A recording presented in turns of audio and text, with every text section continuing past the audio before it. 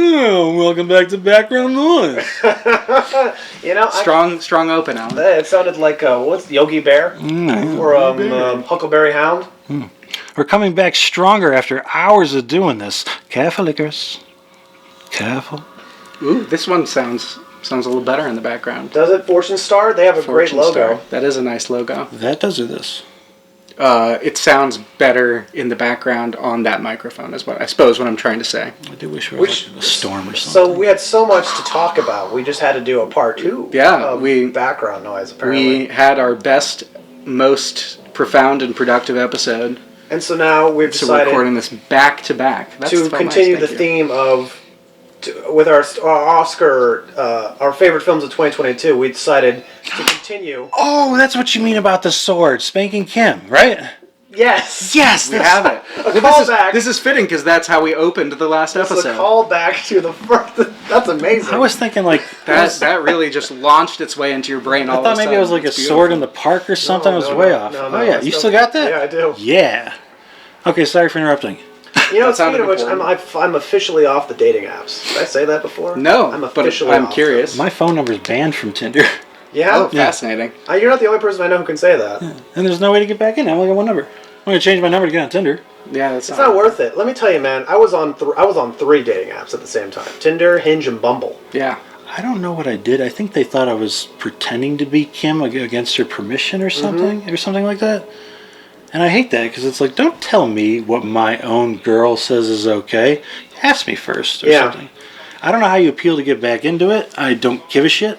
But I don't think you can. Yeah. I really don't know anyone who has. that's pretty cruel. I've been banned from quite a few Reddits too, just for being like a normal dude.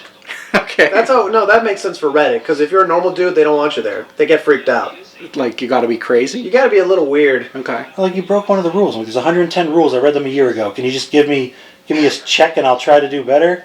I'm like, no, you're gone. You're Give a little gone. wrist slap on the wrist. I've been banned. I'm just so. So, Fabricio, why have you left the dating app? Well, I was I hate them too. I don't know who wants that. I was on them Nobody for I a wanna while. talk to. I was on them last year a bit. Little laptop Oh, yeah? clitty. Yeah, you Sorry. remember. Oh, didn't I talk to you about that? No, you don't talk to me about anything. You've got a good face for it. The best things were the photos. That's all I can say. But Ooh, that's not a good review. I was never good at writing biographies. of myself, I was not very good. I'm not very good at that either. I think I was trying to be very lighthearted. Anyway, the point is, and I found some middling success last year because I had a kind of not a long term, but I had a relationship that lasted for longer than I'm used to.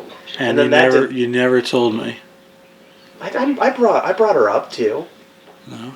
Well, then we'll talk about this more. A consistent female partner. Yeah, I was seeing her like every day for like 2-3 months. Wow, I guess we're not. No, I was seeing her every week. As close as we thought. She made the best chili he's ever had. She made the best chili I ever had. This is like finding out after 4 years that he's had like a rabbit the whole time, or like an owl. Maybe he I does. told you about the owl. No, you haven't. Have you asked him about You know that about recently? AJ. Have you told? Well, so basically, Was she hot? she was my type. All right, that's pretty hot.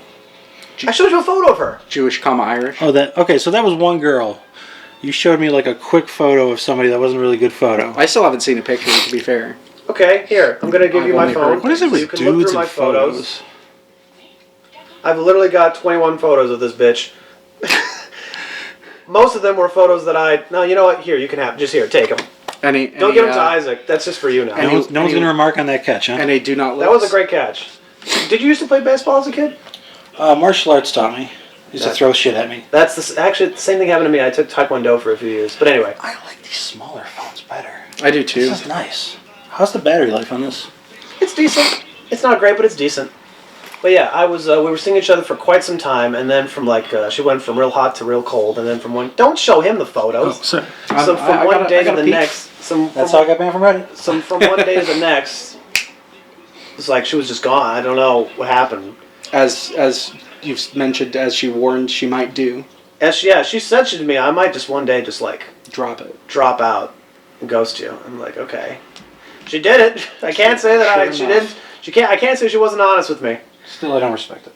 I don't agreed. either. But I still. Just so you know, I'm not going to take responsibility for my actions. You know. Sure, I don't want to put her on blast just because. Who knows? Maybe I she's don't. listening. The part of me, of course, that's their brain that tricks you into those things. Part of me feels like this isn't over, Something's going to happen. I know it, but I don't want to think that way because that's going to be a bad. Anyway, the point is that it didn't work out. So then I went back on the dating apps for a while, and the second time going back on it was way worse than the first time. Like just the dates I was going on, the people I was matching with, it was. The pants that say assholes down the side. Yeah, She's got really nice knockers. she's a lovely lady. I really miss Big Knocker. I miss her, quite frankly. Yeah? Yeah. Does she have a roommate or anything? Or Yeah, a guy who's like a friend of hers back from Arizona. fucking Arizona? But he's like he's like a fireman. Oh, that's right. Yeah. He was a nice guy. I would have hung out just with him too, honestly. I liked him. Neighborhood, or did she move? This you know what's That so is an funny? interesting You know what's aspect of funny it. is that it's on the south side, but she literally lives off Narragansett Street. Holy shit. Just like a straight at the shot down exact far just end south the of city. Midway. South of Midway, so what town is that? It's the neighborhood Garfield of Midway. Park, Yeah. Garfield Ridge. Oh, Garfield Ridge. Shit, think. really far south then. Yeah. So past Midway. So it's like It's like 50s. west of downtown, though. It's It's on the far west side. the It's far close to southwest Cumberland. edge. Yeah. It's like the second to worst neighborhood. Yeah, so I would literally to see her, I'd take a Pace bus. Brutal. Did you go to the Arboretum together? We didn't go to the Arboretum. I wanted to, but again, something happened. Graceland Cemetery. I would love though, to that's go. awesome. This is the sweetest thing. She was very sweet to me because she was hot at that time. She went from hot to cold. So at first she took me she was like, we're going to have, because I told her how I hate celebrating my birthday. I hate birthdays. And she said, we're going to have a good birthday. You're going to have a good birthday with me this year. She said that. Nice. So what are we going to, what would be the things that make you happiest on this day? What can we do? I said, I'd like to go to Graceland, go to the cemetery. Okay, we're doing that. And then I was like, I'd like to go to Margie's, get some ice cream. And we did that. And then we went back to her place and we watched. That's still there, right? And then, Yeah, it's still there. thank God. But yeah, it was probably the best birthday I had in at least 20 years. Was this your last birthday? Yeah, this was my last one. I spent it with her. Oh, Mazel I tov. thought I was the one that really brought that birthday together. You weren't there, Alan. But maybe if you were there, it would have been even better. But I gave you the Turbo Kid. She also, for those of us who are of the astrological persuasion, she is also a Leo. Yeah. She kind of reminded me of Alan, too, a little bit. I'm not going to lie. That makes sense. In which way? In the sense that she seemed like a very wise beyond her years, very kind of a readily intelligent person, Yeah, there's a picture very of her in independent, the library. um, Interesting. but also at the same time, unlike Alan. Oh. Fickle. Well, actually, no. I'm not going to say anything bad about her. Quite frankly, I don't have those kinds of bitter feelings. Good man. But the point of all of this is to say Very that Captain I went on. America. I went to what is it? It's a very Captain America. Do you want to talk about her? No. The point of this is to say that I returned to dating I went apps. back on the dating apps, even because she even encouraged me before the last time we said. So she said you should try and find someone else, because this won't. There's no way this will be like a singular relationship that will sustain. You should try and find other people. It's like, okay, fine. If it would make you happy, I'll go and try and find someone else to be with. But me going on dates again, on the second time around was just way worse than the first time. And I think the last straw was I matched with this person on Tinder, or it was Hinge, I think. And this was actually someone who was It's Hinge. Hinge is so basically Hinge is like Tinder. The difference is that it's, I guess basically it's like a more serious quote unquote dating app. Like you're not doing it for hookups. You're specifically actually trying to meet people For relationship. for potential. relationships. Does it do like Bumble where only they can... No, it doesn't do that. You can. So the way it works is they have their profile, and instead of swiping right or swiping left, you will they leave like prompts on their profile that you can respond to. Like, well, I'll start. Name like 5 like best favorite albums, or like this interesting fact about me, or stuff like that. And you respond to like, oh, if something catches your attention, you respond. How many pictures can you put up? Like 5 or 6. You can obviously link to your Instagram too, but 5 or 6 main profile pictures. And I met this person on Hinge, and this was actually someone who identified as non-binary, and I was like, wow, this is quite the growth for me. I didn't think this would even be possible for me to be attracted to someone. Although, to be fair, very feminine leaning. Got it. There's nothing, you know what I mean? It's like non-binary. This seemed more like a political act than an actual. Seems very feminine to me. I don't want to make any statements here. Understood. Your But you point know what is I mean. clear. Very feminine leaning.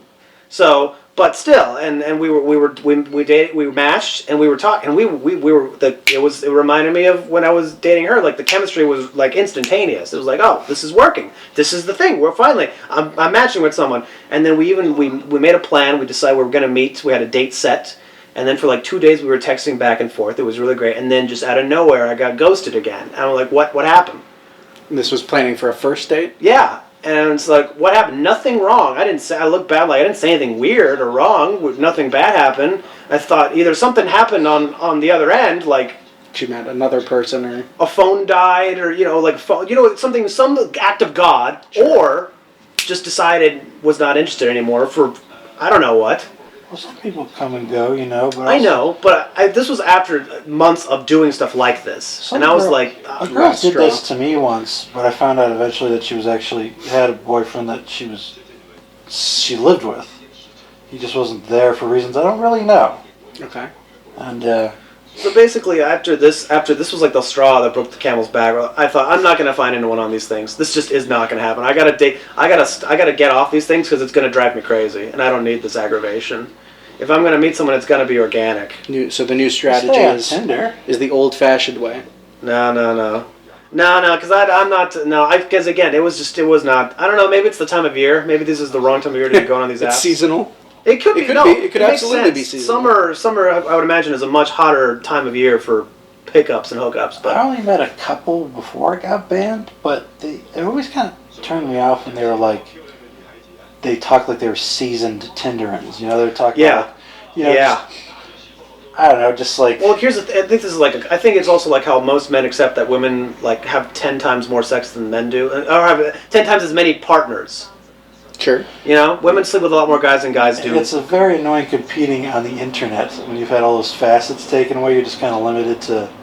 And the same thing with stuff like Tinder. Women match with way more people than guys. Sure. Like 100 times. That makes sense. And so it's like they're all very jaded about it, and so you try to put your best Right. foot forward. so the options are a little too like, limitless. And they all say the same thing to me too. Even when they try to let me down, he's like, "You're very nice. You're very handsome." But I just don't think it's going to work. I'm like, that doesn't help me. It really doesn't. It just makes it seem like more unbelievable than if you really mean it. You would prefer that they're like, seem to be a troll. I would prefer they say, you're not as good looking in real life as you were in the photos. I would prefer that. Because then I could say, okay, I was a letdown immediately. Great. I did have a girl tell me she thought my profile was fake, and I'm not good at it. Being like cheesy and like clever, like a little cute bio, saying something like, I don't know, like lighthearted, but saying something kind of like corny almost works better. You have my phone. Unless you're still using it. my friend Jeremiah, who you met, I don't know if you met Jeremiah, I think you did. We had that like cookout on my deck one day, and that one random girl who was walking by the apartment. Oh yeah, that was Easter. She was cute. You're not gonna tell me she wasn't cute. She's cute. Jeremiah like cooked for us. He like fixed my Tinder profile for me, and it just seemed like the cheesiest. Like I was almost embarrassed, and it worked. And that really just kind of knocked me through a loop. Should we even bring up the movie we're watching? It's like I don't. Oh yeah, you might as well I mention don't it. understand people. I guess. Well, I mean, I don't understand. Like, why did? same, buddy. I mean, I think I'm clever in my own right, but I guess it didn't register. And I also like to get in something we can relate to in there. I don't want to start talking to somebody and find out half an hour later or something like, oh. Exactly. I was gonna say. So success, I guess, that's a relative term there, then, isn't it? You're invested in If you everything get- I despise, and you don't. If you get more people who swipe, but they're terrible matches, it's arguably less successful.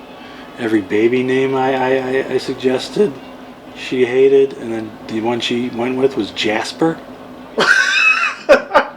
Oh, that's I mean, crazy. Jasper is a great character on The Simpsons. We can all agree. Well, but you don't want to name any baby. This was a baby girl? This is isn't. Who's naming their daughter Jasper? It's a boy. It's a boy. Who's naming their boy Jasper? That's the thing. That's my fault. I'm like, am I crazy? Because she's like, we just love Jasper so much. Who's Like, we? her and her not husband or I think Baby daddy? the guy who stepped in that she kind of lived with. I Don't you don't just know. love don't you hate those guys? You can't compete with those guys. They're in the door. You're in the door. It wasn't competition so much as Oh, it is for me. I honestly didn't ask. I'm a fisherman. I didn't ask. See, yeah, it's saying like. I didn't ask many questions about it. I just got the baby thing got me. How do you look at a baby and go, guys? I think we can speed this along. I think we're of like mind right here. That's a Jasper. What? So Yeah. keeping in with the Everything Everywhere All at Once screening, Let's go down the road. Topher, We have- McGannigan. Oh my god. we have decided to continue our part 2 with Police Story 3: Super Cop, I don't know if that's a boy or girl, but that's Puxatawny Phil. You know. starring Jackie Chan, Featuring and Jackie Chan and Michelle Michelle Yeoh. Yeoh. No, starring Jackie Chan. Sure, starring Jackie. I don't know why you said featuring. I'm still not. As if he's like Starring. in there for the movie 20 minutes. Starring. He's in every frame. Can you at least tell me if you like any of these names? I've written them down. Oh, yeah, you have sure. your list? We'll go through that list and then we'll go back to our list Sure, of the the top best fives. movies of the 2022. We'll make it there. It's a multi-purpose list because some of it's like these are characters' names I'd like to use that don't sound so, Yeah. people make character names like, and then Jack Evans got in his car and he drove again even more faster or something, like this That does really sound like Jack Evans. Jack Evans. That Jack Evans. All right, these are mixed with guys and girls. Let's try and just do girl. Okay, so Athena, August, April. I'll do both. Art, Wait, these are names that you like. yeah. Okay. And that'll probably use for characters. I love how you put 2 months in there.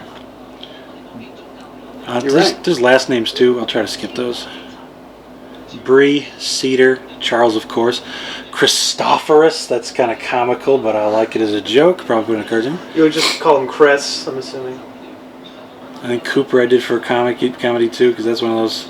Well, honestly, I will say that's one of the nicest boys I knew in high school. His name was Cooper. But did he look like a Steve? He looked like a Cooper. Look like a Cooper. He looked like a Cooper to me. I've only met one person who looked like a Cooper. What is it? Wait, what did you think looks like a His name Cooper? wasn't a Cooper. Because to me, this guy, the way he looked was he was blonde, Okay. pale white. I want to say he wasn't. When I think of Cooper, I think of the guy who got 8 first in Jurassic Park 3. Like, that's Cooper. And Oh, you see, no, I don't think Yeah, that. that's neither of you. Honestly, when I think of Cooper, I think of this kid from high school. I think that's Cooper. That's lovely. That's a Cooper. He left an impression on you. do you think of Cooper as like having a dress shirt that's unbuttoned and the sleeves are rolled up? He could by now. This name I You know, really like. in hindsight, how I know he was a real mensch of a man. For Halloween, he dressed up as Harpo Marx. Okay. No one else understood the That's reference. It's like, it's Harpo. How does no one know this? That's pretty cool. It's like, I appreciate this guy. That's amazing. Cotton. You know what? I like that. I like that. Cotton for a boy. Yeah. Yeah, that's what I thought. I think that was the name of a character in one of the Screams, Cotton Weary. Cotton, that's Liev Schreiber. That's Liev Schreiber, Yeah, yeah. I rewatched those movies recently, so yeah, it's Cotton Weary.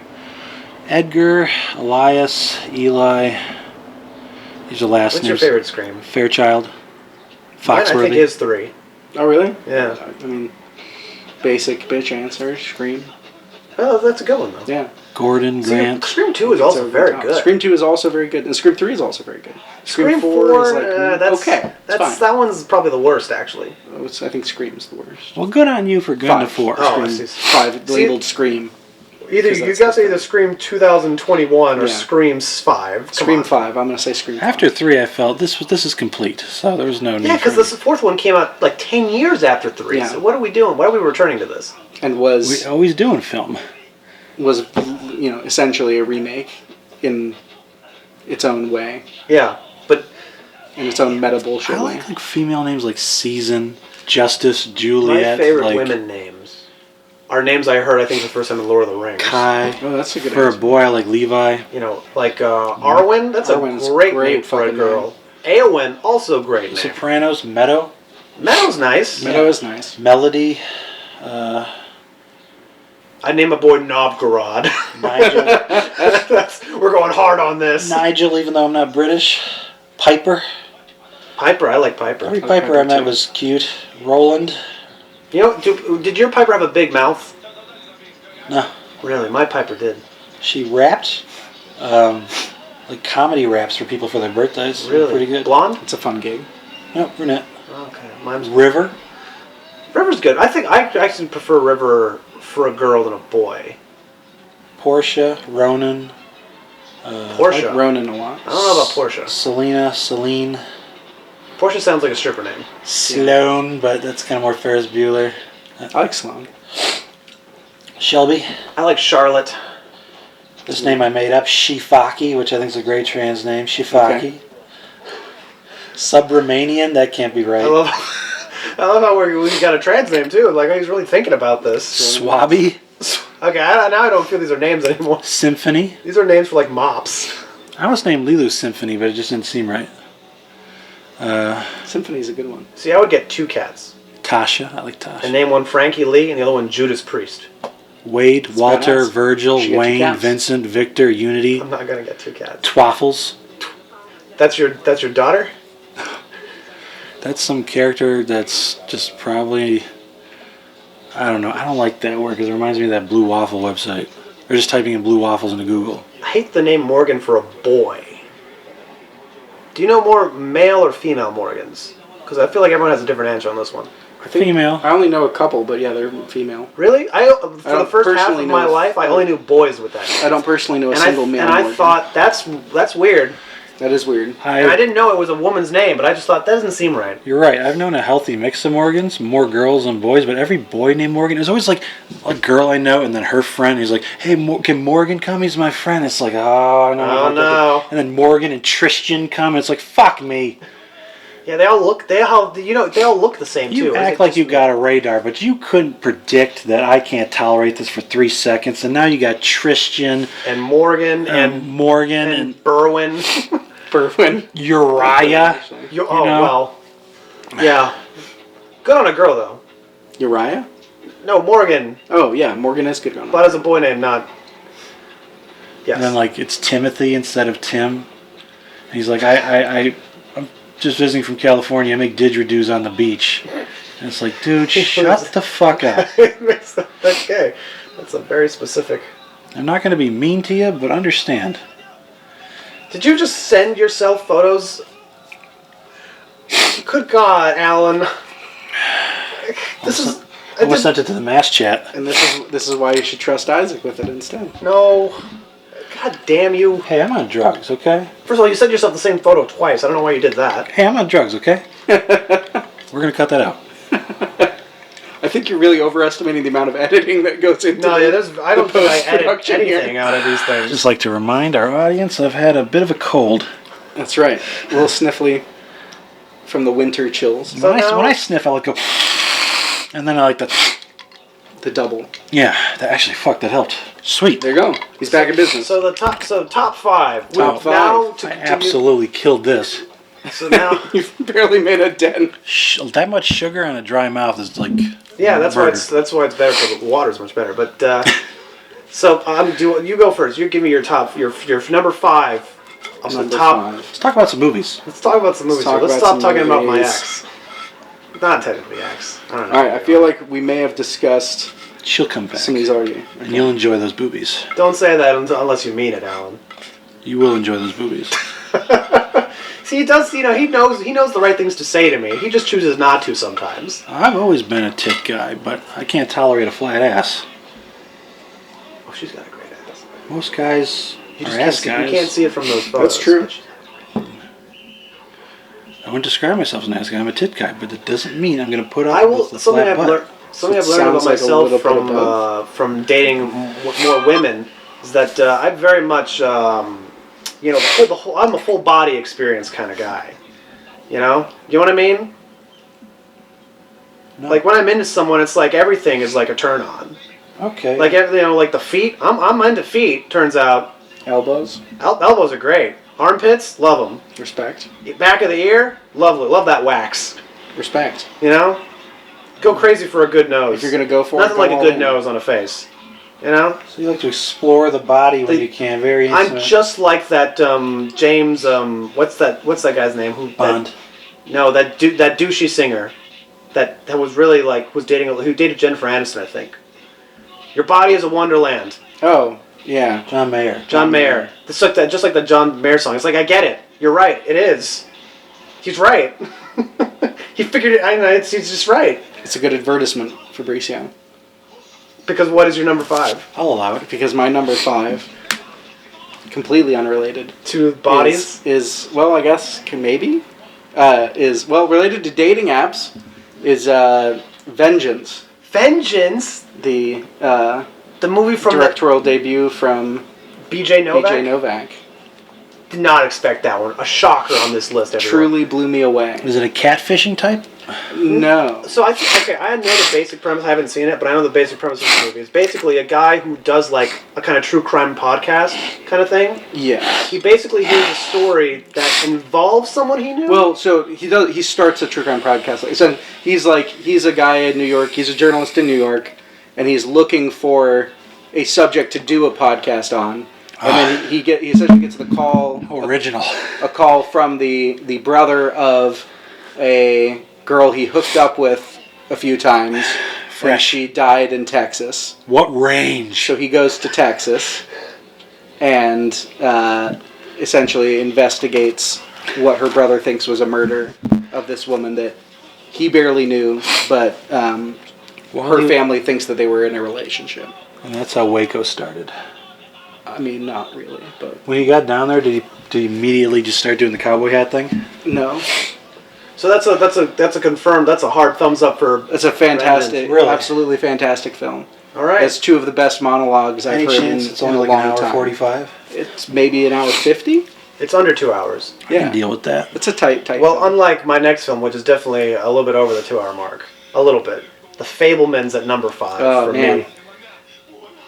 We're gonna have a lot of overlap here, Fabricio. Yeah. That's okay. Well, I don't know about my top 2. Maybe not. Yeah. My top 3. I know there's one film here you're gonna hate. Okay. But yeah, the Fablemans. Steven Spielberg. Here's the thing. I loved Ready Player One. I liked his West Side Story, even though I thought it was unnecessary. It does need to exist, but it was a well-made, fun movie. I thought, okay, Spielberg's back. The next thing he makes, it's gonna be it. He's found his groove again, and with the Fablemans, like, yep, Spielberg is back. Spielberg did it. He's on all cylinders again. Fablemans, for those of you who don't know, is basically is a story of his life. It's his childhood growing up in his family. The names are changed. They're the Fablemans, not the Spielbergs. But basically, Paul Dano plays his dad. Michelle Williams plays his mom. And we're following this kid who grows. He becomes obsessed with movies. But it's really not about the movie making so much as how it's his way, his therapy of dealing with the shit that he lived through with his family growing up. You know, that's what it is. It's almost like the trauma barrier for him. Like he can't really fix what happened with his family when his parents divorced and how their marriage broke up, but he can make a movie about it, and that's in a way dealing with it. And that's what the movie's really about, is him using movies as like a therapy tool his whole career. And that's what's amazing about it. There's more self-awareness in it than you'd expect from Spielberg. And Absolutely. And there's layers, there's even ambiguity into what things, because you expect a certain kind of sentimental kind of like, oh, this is Spielberg, you know, your heart, the music's gonna swell, and that does happen, but it's also very there's some very complex feelings, and it's a little gay. I mean this is like that might be Tony Kushner's influence. Sure. At the same time, this is visual stuff I'm talking about. This movie is a little gay, and I'm like, okay, all right, Steven. Giving off some real gay vibes here. That's an interesting thing to come up at 74 years old. Do you find that you sympathize with the mother's situation? Yes. Well, I sympathize with both parents. She had like an affair of the heart. Right? Yes. Yeah. See, that's the thing. It's With both very considerate. The way it's that not cruel at all. The way the movie presents both parents, you understand them, and you don't fault them for any of the things they do. You just think, oh, that's tough. Yeah. It's a shame that that's how things have to work out. Incredibly compassionate. Two of the most things, yeah. beautiful kind of, when I say my personal favorite lines of the year, besides maybe Banshees of Inisherin, my favorite line of any movie of the year was probably in Banshees, singular line, when he says, there are some things that you don't come back from, and I think that's a good thing. At the end of Banshees. Yeah. It's a very beautiful line in the context of that film. But even though a moment later he says, "Thanks for looking after me, dog." Anytime. It's like, oh man, that's heartbreaking. You should watch Banshees. It was a good movie. But anyway, back to Fablemans. He has a scene at the end of the movie. The 3 last scenes of the movie are the best scenes. Well, really, the last 4. The last half hour of that movie is amazing. Was the length of the film appropriate? Or Yes. some kind of long? Yes, it was the appropriate length. Like 2.5 or something? 2 hours and 20, probably. Something like that. Maybe a little bit less, but about that length. Because it really is like the first...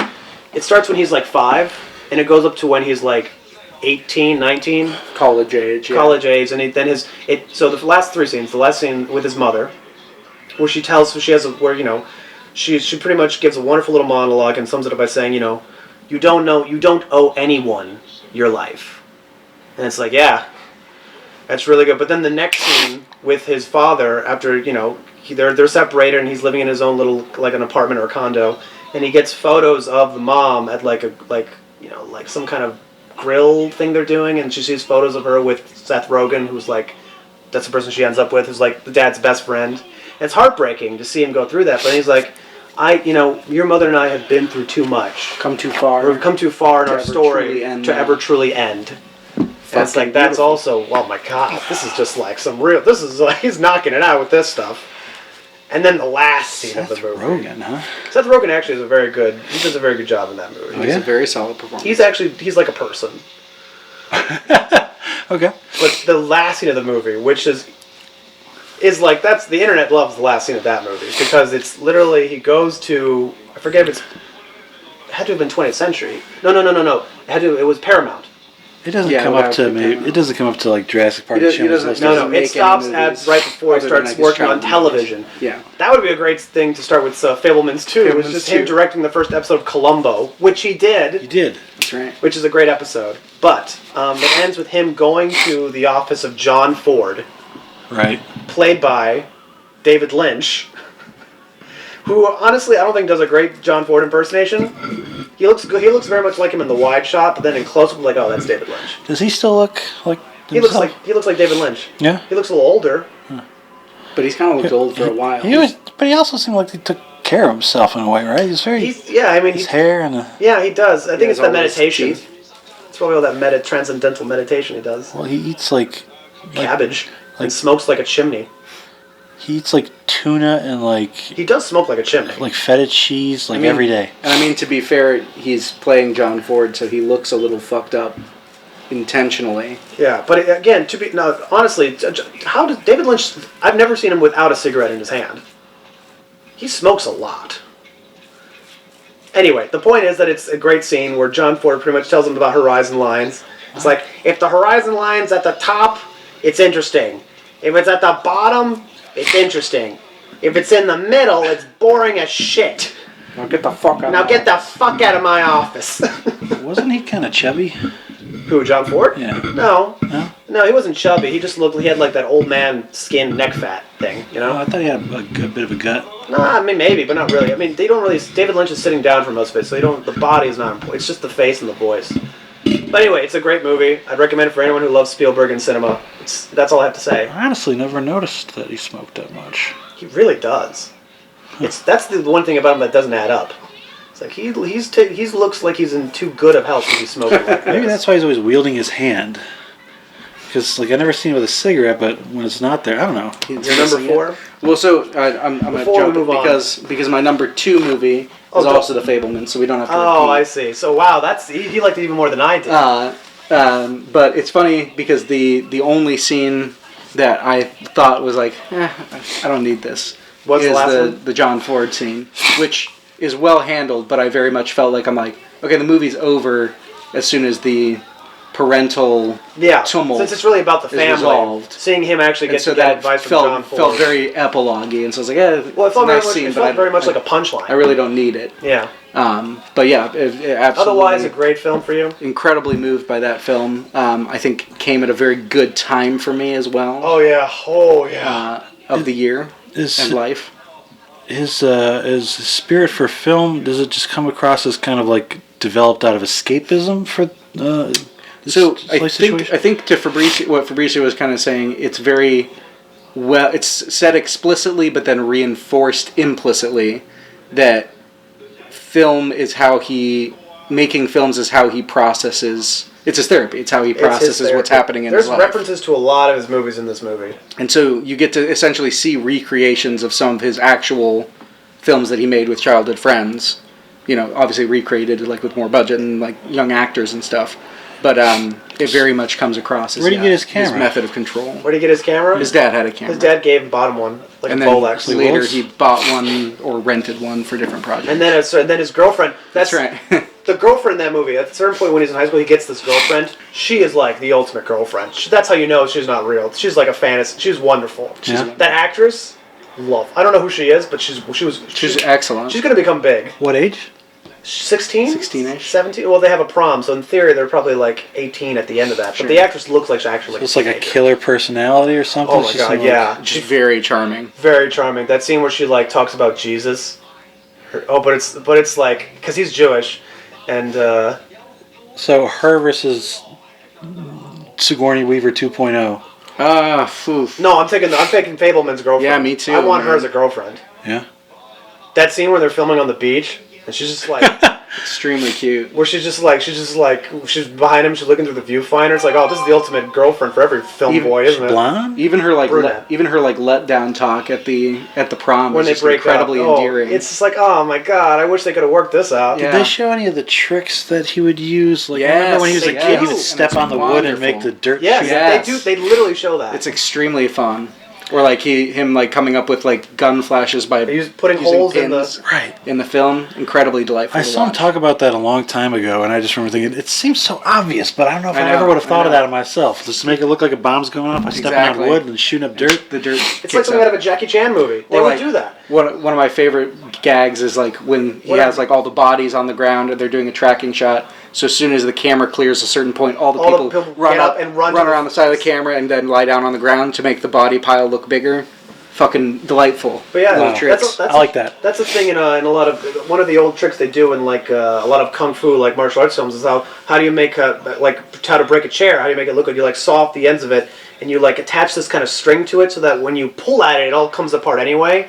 And then you add like a little bit of dust on it so that when someone kicks it, it looks like a big explosion. Brilliant. It's like simple stuff like that. And he came up with that by himself, or somebody? Yeah, it just seemed like as a kid, he just intuitively figured these things out. Is really what we're told. Just had a sense like- for it. He's like a genius. He's for like a movies. little cinema, like, He is spirit. He is a little genius. He is a He's little like the genius. Mozart of cinema. for sure. He's allowed to like jerk off his talent a little bit on this one, which he does a little bit, but he doesn't make himself look too good. No, I agree. He has no right to have as much perspective on his own life as he seems to have in the film, which is a huge compliment. But yeah, certainly, and I said this before this movie came out for years. Like every single one of his movies has an complex dad figure in it. All of his movies are about his dad. I agree. So it was like the style of editing and the music. How would you describe it? Is like, I imagine that it might be kind of like Lucas and Love at times. Is that accurate at all, or is it? Oh, that short film that somebody made? Yeah. I mean, it's not, obviously this is a professional movie. It's not as cute as that. Well, yeah, that has like it points up to like all these little things throughout. Does but he do that? Or? There's little things where it's like, that's Indiana Jones. Or something else that he does where you're like, oh, that's that. You'll notice it because you've seen the movies. Yeah, is there any like But there's no like obvious like wink. No. Like, no Amblin films like that's No, no, none of Because that. we don't even get to Amblin. No, we don't. You're right. So it sounds like it's accurate then, no? Yeah, I mean, I'd say at so. least compared to the stories he's actually told about his childhood, it seems like he just took his stories verbatim and shot them. Was he too generous with his own character? No, No. he seems very... No, the character comes off like at different times conflicted, or like maybe he's like being a little bit of a jackass, but it comes off like a person. Yeah, very rounded. What number did you put that as? Number 2 for me. I put it at 5, which is actually kind of amazing. Yeah, these other films must be really this was a excellent. great year for movies. You'd watch it again?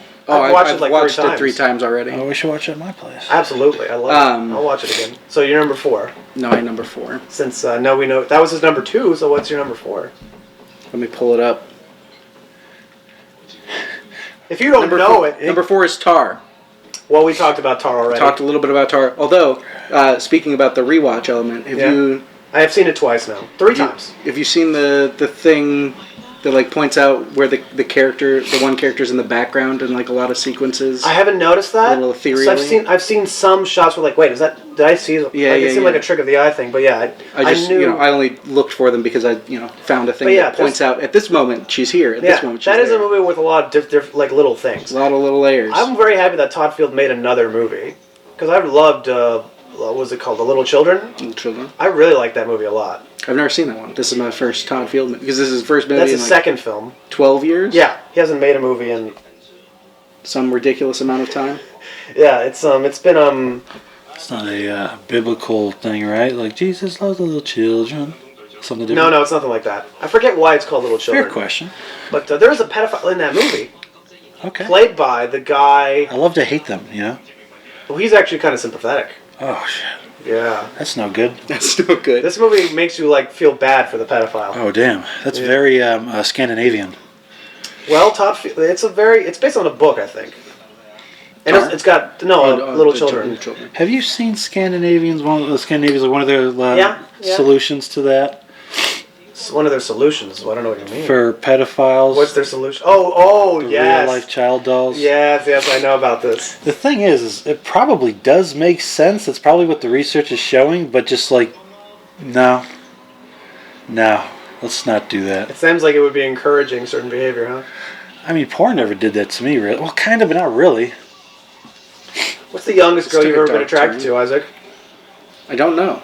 Well, actually, no. As an adult, I should say, because obviously, when you're a 5-year-old, you're attracted to another 5-year-old. That's like pretty normal, right? Well, yeah, when I was like 11 or 12 and I started watching porn, back when you could get underage, I would watch it. But they were still But it older was than not me. underage then for you. Right, they were still older than me. Contemporaries. They were like 14 or 15, but like looking back on it now, I was like, that's... Damn. It's crazy. Yeah. It was before they really reeled it in back in... See, I didn't have a latency period. We've talked about this. Huh? But I didn't have a latency period growth. So from my first memories as a child, as a person, I was always attracted to women. I don't know if I was attracted, but I was always fascinated. Certainly. I mean, I didn't know what the things were, but I could tell. Like, I would look at girls and be like, no, I like you more than guys. I don't know why, but I know I do. There's something For me, it here. was There's here. something going I on. feel like one of my daycare, there was one of the daycare Yeah. teachers. Yeah, daycare. yeah, Who really daycare. cares? She was really One of the nice cares. here from the low angle, right? For those of us who can't see things, this is not a visual medium right now. He's referring to the upper chest area of the woman's body. Twice the size of tits that I have right now, right? And I just remember being fascinated, and I thought, oh, you're a nice lady, right? And she was nicer to me than all the other kids, and that made me think that she liked me, and I had a crush on her, right? I remember that. I don't ever remember thinking I know what to do with those or I want them. I just remember thinking, like, I don't know, like This is really Jackie's most pro-Chinese film from that time From period. that era. Yeah. nice green grass field or like what the park looks like after Lollapalooza, right? She was like the green field, or maybe. I see. I mean, you're watching this film from '92 or '93, and you do get a sense of, oh yeah, the handover's happening in a few years, isn't it? Because why is he making the Chinese government his ally in this film? It's pro I remember I would relate it to food, Sorry. actually. food. Yeah. I guess that makes literal sense. Yeah. Yeah. Like ballpark, like it's like my favorite ice cream How kind did I of. first start touching myself? I didn't Also know. precociously young. I didn't know how. No, I didn't know how, but I figured it out. My friend, I was embarrassed, and then he kind of like. Just like anything else, if you do enough research at it, you'll figure it out. Yeah. Well, Yeah. my first time, I was At smacking first it you don't around. succeed. It's like it kind of feels good. At but- what? If at first you don't succeed, try. Oh, try. yeah. I thought you said Fabrizio at 60. I'm like, oh, no, sweetie. 16? Are you kidding me? Nowadays, it must be difficult not Drop to know. a digit. Right? Yeah. No, I would imagine it. You probably it's can't make it almost to like 8 without knowing. Yeah, I imagine. almost a requirement. I made it to 11. Someone will tell See, you. now I would feel really normal as a child, I Someone think. will tell you if you don't already know. The first time was really Well, my hard. dad told me when I was very young. It's probably healthy. Yeah. I love Pooh. He's so progressive. Yeah, he was. I was probably 6 or 7. He's a wise man. However young as I said, we were in the car. Their family I asked him, "Where do babies come from?" And he said, "Okay, well, here's what happened." And I remember my mom being in the passenger seat and going, "Hard." It's like she was looking at him like, "Don't do it." But my dad, he's got this thing where it's like, it's an amazing thing where like if he doesn't like tell the truth, he gets a little visibly uncomfortable. He's like, okay, well, look, this is what happens. A man gets an erection, all right, and then he sleeps with. They have sex, which means he Your inserts dad his does penis. this when he's talking to you about it? No, he was driving, so he's Okay. just driving and saying it. And so he puts his penis in her vagina. He ejaculates. Semen comes out. It inseminates an egg. He's going like 90. And so he tells me this, and I'm like, oh, that's pretty cool. That's yeah. my reaction. Clearly a healthy response. My parents do not have the guts for that. They just like, we'll make the porn not so hard to find. Yeah, I was very different the only way to go. reason, again, of the two parents, my dad is the progressive one, because the only reason I didn't see Brokeback Mountain when it came out was because my mom wanted me to leave the room. when the gay sex started. And you know what? I saw the movie. Not really intense gay sex in that film. Just a little bit of roughhousing. Now your situation's interesting because your dad is a pastor. Lutheran pastor. Lutheran pastor. And you definitely have the most attractive mom out of all of us. Absolutely. So two contrasting things, I think, kind of, sort of. On one hand, like, hey, man. I love how Isaac contrast? didn't affirm that second part. Well, I mean, he probably doesn't respect the old ways. But if he did, What are the old, quote unquote old ways? cut knocked a hole in the sheet. Oh no, I would I don't not think he's. Yeah. I would not think that. I would assume no. I imagine he probably doesn't. We probably don't have a lot in common, me and him, in that regard. I would assume, and I'm sure you don't want to know.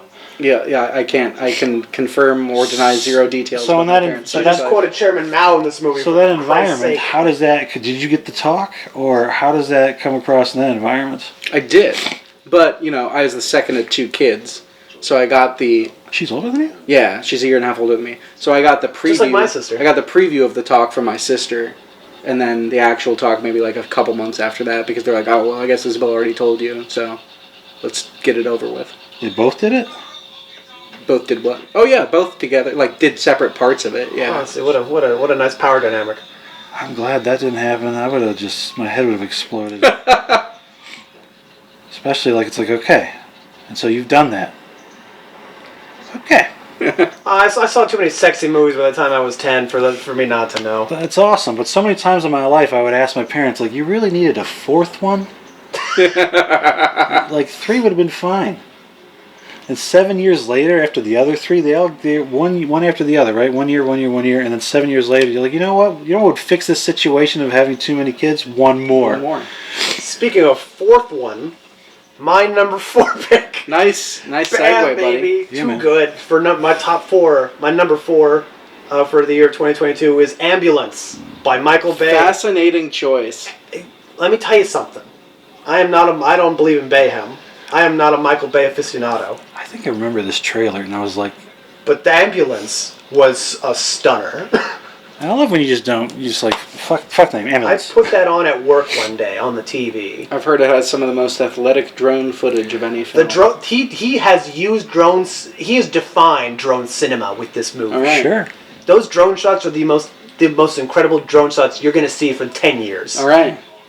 He did it. That's, And you know what? I've heard good things. Speaking of Jake Gyllenhaal. Jake Gyllenhaal Jake Gyllenhaal in that is movie. in the movie.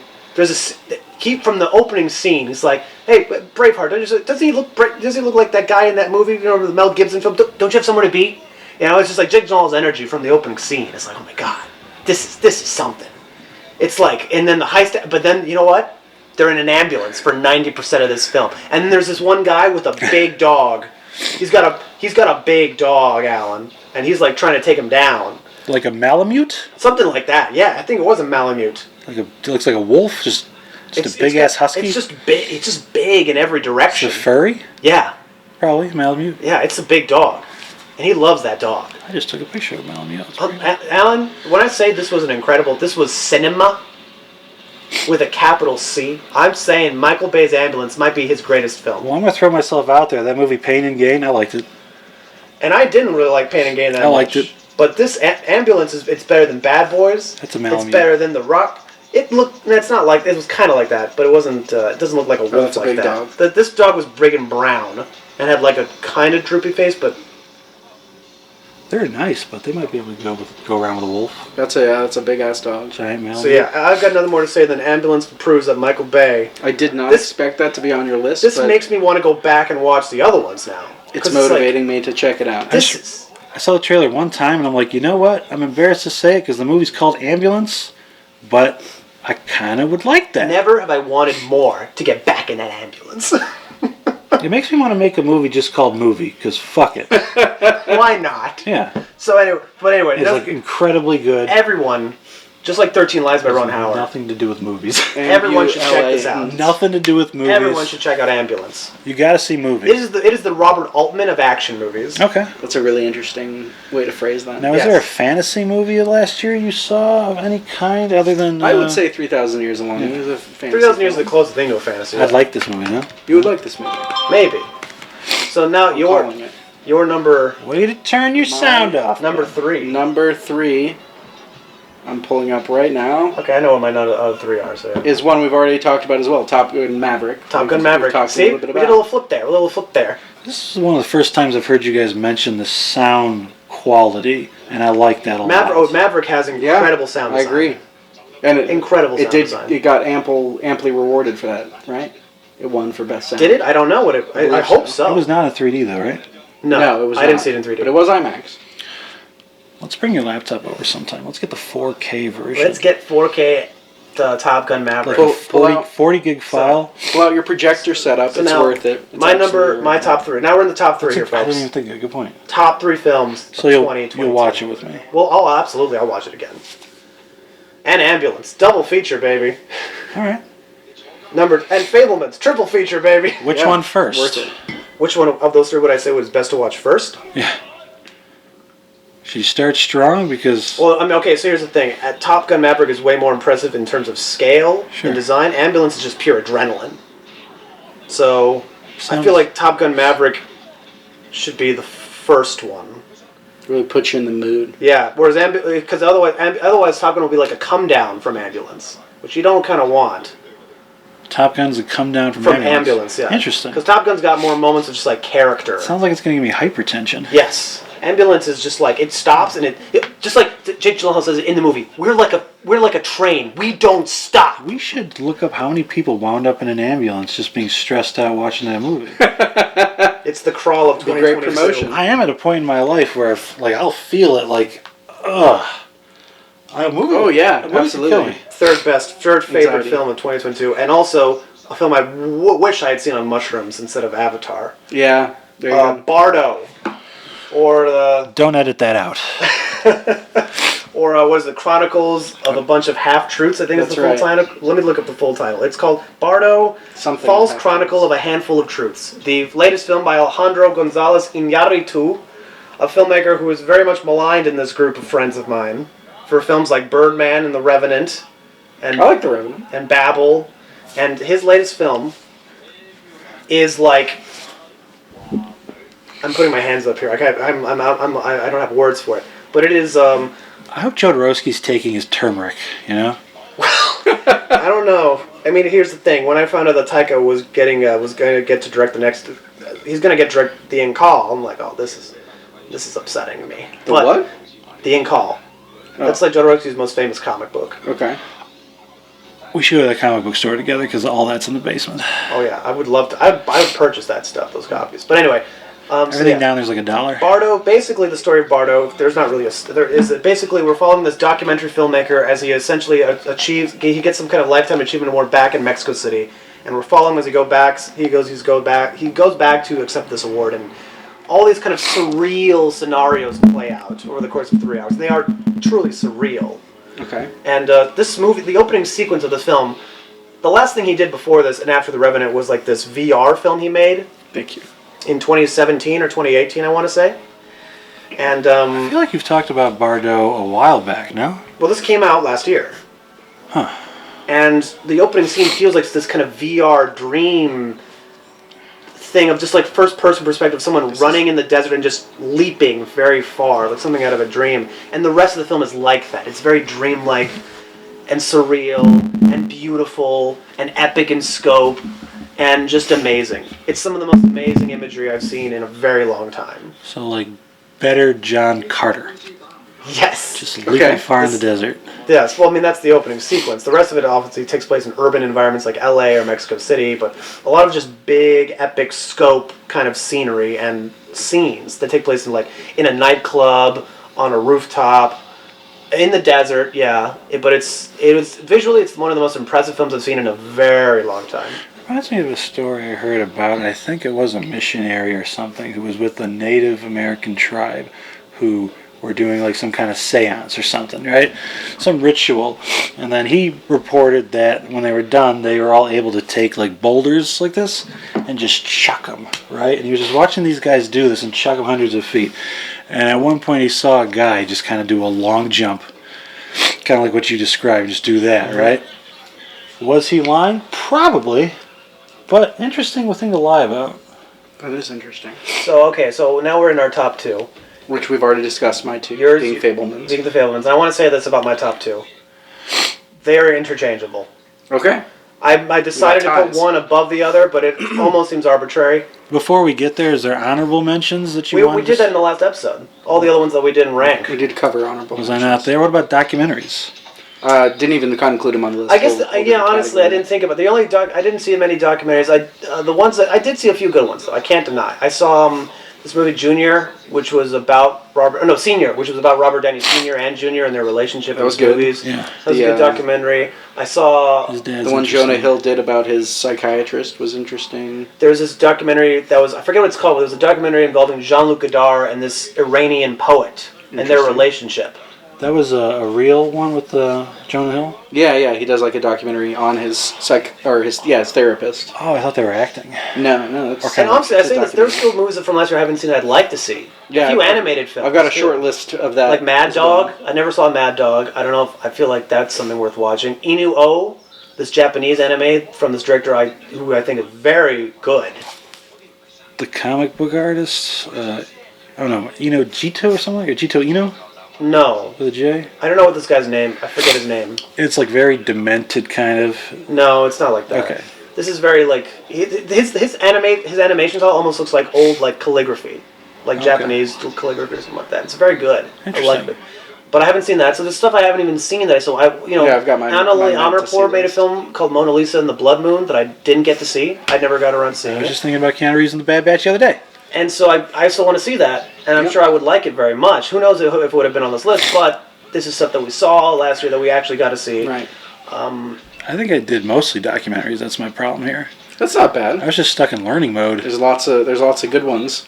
So, and there's stuff that I saw last year. And also, my favorite stuff overall, honestly, was older movies that I saw. Right. But for we're the not, first time. Is he clipping? like, No, he's not. like Godard. I saw a lot. I saw every Godard film last year, He might except be on for there. I don't know. Goodbye to Language. Do you think there's one you like? Maybe Alan would like this because the one I Godard? saw, once I saw with Tommy, I think I was ready for it. We should. Well, we all got to do Goodbye to Language together anyway. We're going to do Goodbye to Language together. Hopefully that one. I have to prepare myself to be that bored, and I wasn't, so I just kind of got blindsided by it. I don't know which one. I've Contempt. Contempt was good from half watching it. Contempt, I think. That one's on Criterion. I'd watch that one. Bridget Bardot's naked sometimes. Frequently. I can't remember what we watched. Lots of moving camera. which Lots of moving keeps your cameras, attention. lovely scenery, great music. What's the one with they show shots of like a small airport a lot, and the guy and a woman? Une femme mariée, a married woman. Maybe. Because they go to an airport in that film at one point. And they're in the bedroom a lot. Yes, that's Une femme mariée. And you see the close-ups of the body parts. I think so. That's a married woman. I love that one a lot, actually. But again, you have to get into them before you can really like them. I couldn't stay with it. It just wasn't the right time. There's a few later ones I'd recommend too, actually, but we'll talk about that some other time. I was more fascinated with Tommy. He was right into it. I'm just like, His man, response to it. This is Tommy in his element. I will say, I don't know, I think I said this to you, Isaac. I think it was only after experiencing real heartbreak that I watched Godard films. Actually, this stuff is very He gets sad it, and huh? affecting. But you have to go through something to You got feel hurt first. yeah. It really felt like it made a difference. Nice. It's hard to, but yeah, he's surprisingly emotional. He's just very intellectual too. That bitch gave me a PAL disc. The bitch gave me a PAL DVD and not an NTC, NTSC. I feel like the last 2 or 3 years of my life really are my own color trilogy. That's how I would define the things that have been happening to me. It's an interesting statement. You're just like, Something to unpack. Well, the way it ends is actually very romantic. it's very satisfying because 95% of it I've gotten wrong. And that's most of my life. But lately, and it takes a while, but it's just like 95% of just, any I guess sensible person might see it in a different light, and then near the end they just kind of flip, and then Yeah. that's never really happened to me before. People will just paint me as a bad guy and then not give me a chance. You're an asshole, blah blah, you do whatever, and then just kind of walk yeah. away. I've had people we work with who insist that Kim and I were dating when we weren't, right? Oh, we talked about that, yeah. Yeah, or then when we were dating, that I was taking advantage of by talking to other people, and it's like, you don't understand us, but you're making all these accusations and things, and right, and then you take that and you run away from me before I get to explain myself. You've decided on this person, and then you run away and you don't give me a chance to explain. And then you go around, and you spread that around in poison, and then you just get these weird things like I'll get a shitty text, or I'll show up at a bar where I think I've got friends, and everyone's just like, you know. It's just weird how it's like I can understand how you could get it wrong, but you are just so on the wrong side of the spectrum. And usually in life for me, I don't get an opportunity to just kind of demonstrate that that's not true just by living.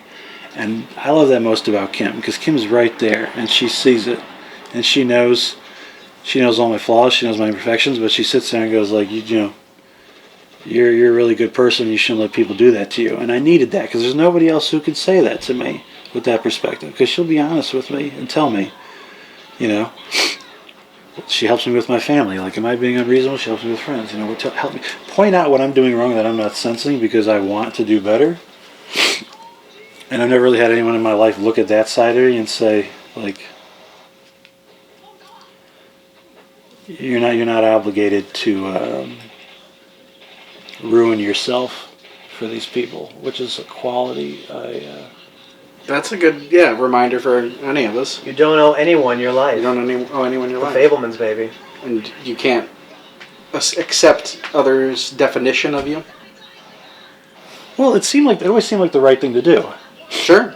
You know, if the preponderance of input is one way, it's hard not to let that creep in. So it's good to have a safeguard person. God bless you, Kim. You're listening. Yeah, it just took me so long to realize that for some people, you're always going to be the bad guy no matter what, despite the truth. And I spend most of my life thinking, well, that must be true if they think that, and I need to fix it, and I need to just kind of set myself to the task of fixing it and being better. Just kind of obsessed with not being a bad person. So then when I come out that way, it has always bothered me a lot. Sure, especially if you get that from a lot of directions. And Kim's she's a rock. She's the Anne Marie Miaville of your Godard. I wish I had understood that was his longtime partner. I'm sure it's beautiful. Everybody has those days, I assume, where you swear every single person is against you. Like, it's just like all the planets aligned or something. You're just having one of those days. One of those days. All your friends say the wrong things. It seems like, everybody, your family, everything is going against you. When that happens, it's never Kim, though. And that's like... That's huge. I fucking need that so much more than I realized, because I'm very hard on myself for not being able to do better. But I keep it to myself. Just like the main character of my next movie. Oh my God. No. We'll finish before. That was a good segue, though. My hang up is that I feel like my issues aren't valid to a lot of people. I see. And that could be anything from just like growing up well off, or just my situation in life, or even like the height thing. Like nobody cares that you hate being tall. Everyone wants to be tall. Fuck you. Your opinion's not valid, right? But I do get a lot of pain from it. Yeah. I don't like walking into a room with a girl I just met on the train, for instance, and just being like trying to figure out how to not being this like overbearing, kind of like dark, and plus my personality is kind of more, not so much on like the bright and perky side, just kind of more on... Sure. Or like you were saying on the train, not being the guy to get the like that old the old adage that people have, like, first night in prison, find the biggest guy and punch him in the face. Like, you could potentially be that guy in a lot of scenarios. Yeah, people get fucked up bother me all the time because everybody grows a pair, right? And I don't want to be that way, but nobody cares that bothers me, right? Because a lot of people want to be tall and big or whatever. Mm-hmm. I went to a bar one time, this guy right by the door goes, I don't like you. You're tall. You're tall. I wanted to be tall. I don't like you. I'm like, all right. So I tried to do the best thing I could, which is like, I don't like you because you're a pretty attractive guy. Nice. That's better than just saying, well, you're fucking short, fuck you, or whatever. But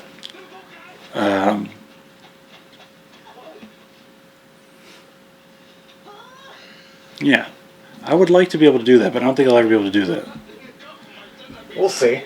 One of these days. When I walk alone at night and I'm wearing like my black jacket, my black hat, and everything, there's a girl coming. I can tell when she looks. She's like, "Oh my God, please stop me!" Yeah. So I'll do something like I'll take my phone out and I'll look this way, like I'm too busy. Yeah, and sure. I don't even notice you, and I might step to the side. But I wish, Become non-threatening. I do wish I could do something to kind of like skip that. It makes it hard. One of these days. I don't think people realize that they're kind of like a dick to me or passive aggressive to me because of that. Yeah.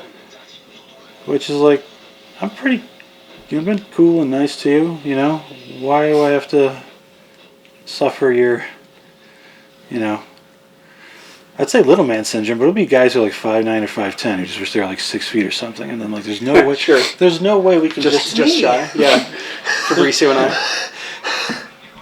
If you pay attention, you'd notice it, but it does happen a lot, and it just, I guess sometimes it's like, it does get to me that it's like, what affects me is invalid, and people treat me like however I feel about it is invalid, and I get that in like coding school, I get that in school, I get that at work, I get that everywhere. It's like, nobody really cares about your insecurities, but ours are justified, therefore, there's really nothing wrong with being bent out of shape about that.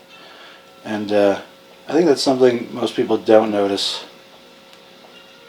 We are now in Kuala Lumpur, in Malaysia, in this section of the film. We're in the third section of the film. Where your good friend Stacy's headed very soon. Makes me feel Stacy. like On his way to, with the quote-unquote old lady to Vietnam. Who the fuck is Stacy? Oh, he's going there. He's going on vacation. A guy Stacy? Yeah, this is a guy named Boy Stacy. This guy Stacy who's a cook. Our favorite cook at Don's Grill in Pilsen. He's my favorite guy. yeah. You got to come sometime. He's great. How's the food? It's good. I mean, it's great. It's diner food. So he's the cook. He's cooking everything. It's exceptional for the price. He doesn't run the especially. register though. He just kind of. Well, usually it's a talks. one-man operation. Yeah, nice. it's because it's one of those. It's right in front It's of just the a diner. counter It's on. diner, Yeah. yeah. There's no No kitchen in booze the or back. So you stand outside. No. Like window? it's just like Nighthawks, the painting. It's exactly Like like the Nighthawks. kitchen is in front of the counter. Okay. There's no back area. You're sitting down at the counter and you see the guy It's cooking. like burgers and stuff. Yeah, burgers and sandwiches. breakfast. Is he open late? Chili. Yeah. Open until 2 in the morning. 24 hours every No, day he they're just not does it? 24 Oh well, I'm thinking of. Oh yeah, you're right. It's open 24 hours, but I just think his shift is Right. from 2 to 10, and He does 2 to 10. that's the time to come. One guy, 24 hours a day, every day. I That'd don't be know. good. But yeah, But yeah, he's going promotion on for vacation Don's with the Grill. old lady. Well, when's he going on vacation? A couple days, I think. So He said that's the 27th. And for how long? Like a month? 3 weeks, something So like I that. know not to go to Yeah, Don's you could Grill for the dodge. next 3 weeks. Is what Well- I just heard. In conclusion, I often feel like I only get the role of the villain and villain only. And I've always been, since I was a kid, you know, the Jedi and the White Knight. I've always dreamed about being a good person, like saving people, not hurting people. I never picked Sith. I never picked the Dark Lord. I was always the good guy. Oh, I definitely picked Never had Dark fun Lord. as the villain. And Yeah. so, yeah, just living a life that just seems to keep insisting the opposite. Well, that's kind of like my challenge, right, of life. But I do feel like it's not valid, and I don't get to express it because people don't really care, right? And Kim, Well, that's huge that at least one major person in your life who's gives you that support and space is the person who's you'd say closest to you, right? Living Yeah. together and the person you come home to every day. closest to next to my mom for sure. Yeah.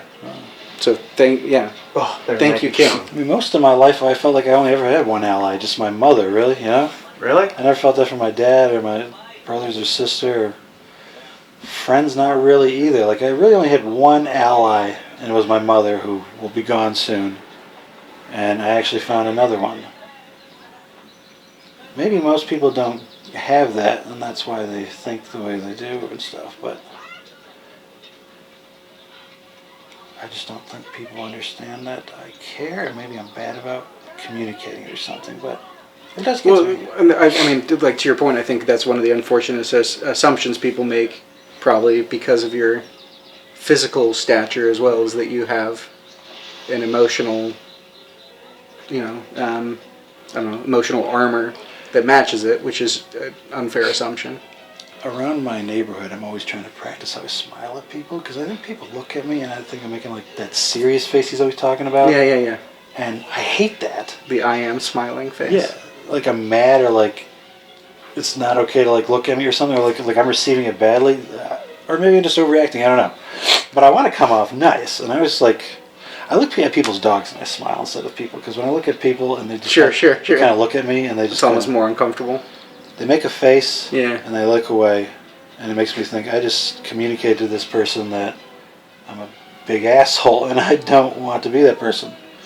Dogs is a good move, man. That's how I've met most of my neighbors is through some sort of dog interaction. Got a lot of dogs around. It's a safe spot. Yeah, lots of dogs, and then people will talk about our dog or whatever, and then nice easy way in. We're looking dog friendliness. country. Fuck yeah, man. Oh yeah. A lot of people, though, at least by me, they want to get back inside really quick, so you could see in their face they're hoping that you don't. Oh sure. Stop the chat. That was a great sequence, by the way. I enjoyed It that was. very much. One last Maggie thing. Chung. Ooh, one more thing. Bum, bum, bum. This dog, it's like this Australian something or ever shepherd dog that's like they're gray and they look like big was it Shelties or whatever. Kim loves them, and this guy's walking, comes right up to her, and he's got it on a long leash, and comes right up to her, and so Kim goes and goes, hey, and the guy walks by and he yanks the dog away really hard, and then he says something to her, and I thought it was something nice, and then as we walk, I go, oh, what did he say to you, because I was wondering, why did he yank the dog like that? It was rough, and he goes, oh, he said, always ask first, and I was furious.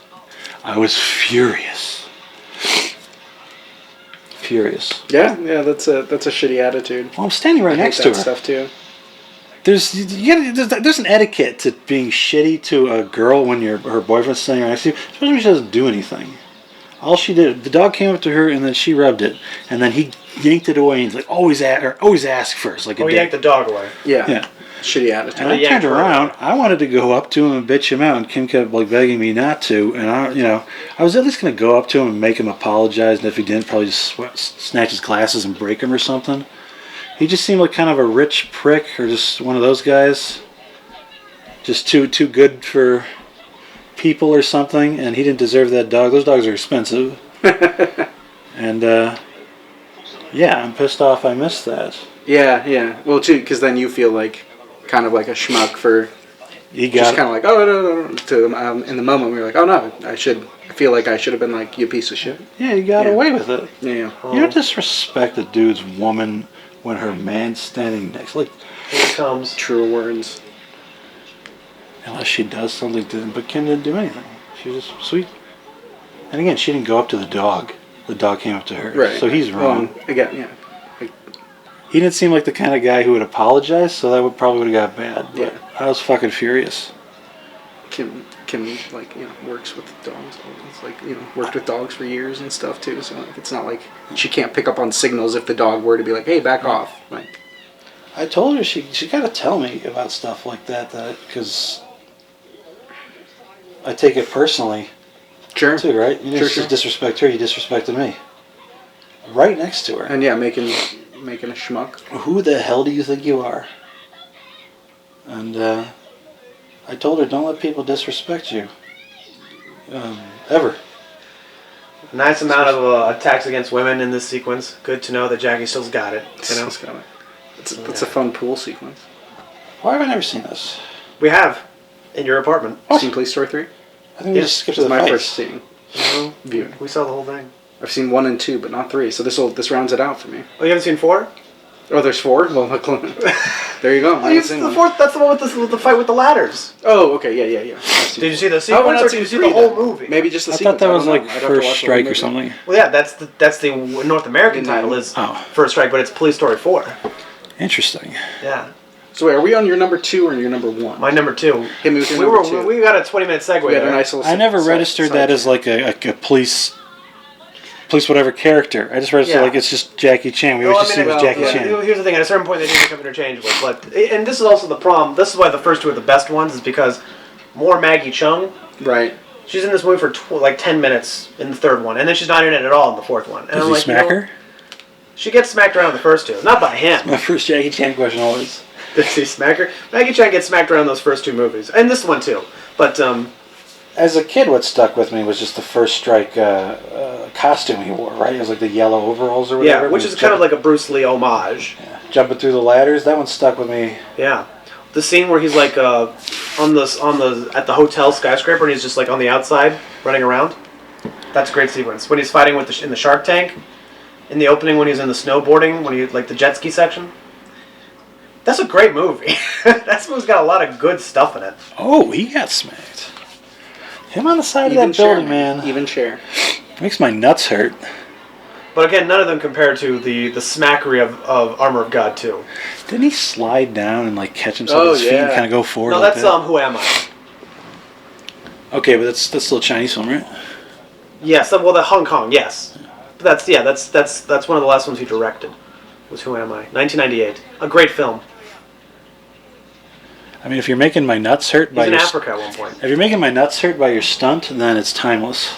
Yeah, he's I've got, seen it a bunch of times. I'd watch it again. I'd still be like, he's got ugh. So, several of I those don't know like if you know rush this. straight to the hospital. I've had post. many ideas. We can talk about this a little bit more in the future, but I have many ideas for Jackie Chan movies. Tom Cruise and Jackie Chan, buddy cop. No, just Jackie Chan. I guess we could do it with Tom Cruise too. But stunts together. one of them is to do an adaptation of the Hercule Poirot novels as movies, with Jackie Chan playing Poirot.